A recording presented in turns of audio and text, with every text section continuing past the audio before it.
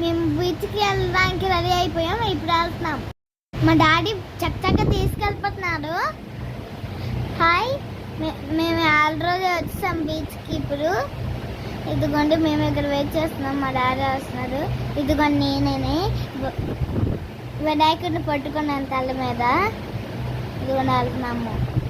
చూడండి బోల్డ్.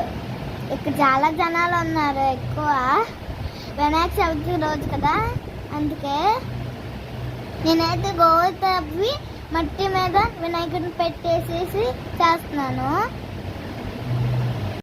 తమలపాకు, అరటి పళ్ళు, ఇంకా అగరబత్తి పెట్టేసేసి పూజ చేసుకొని నమస్కారం పెట్టుకొని మేము వెళ్తాం.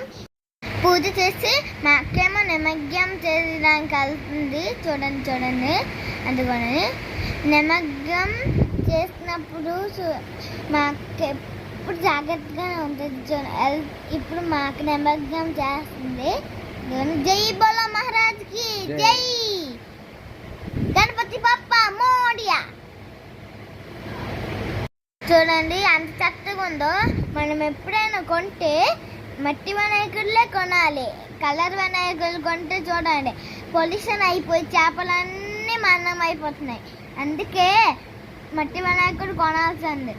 కలర్ కొంటే మొత్తం చెప్తే అలా వేయకూడదు. అందుకే కలర్ వినాయకుడు కొనకూడదు అంటారు. వర్షం వచ్చితే లాగుంది, అందుకే స్పీడ్కి వెళ్ళిపోతున్నాము. ఇప్పుడు రెడ్న చూడండి ఎంత ట్రాఫిక్ ఉందో కదా. ఎక్కువ ట్రాఫిక్ ఉండడం వల్ల రావాలి.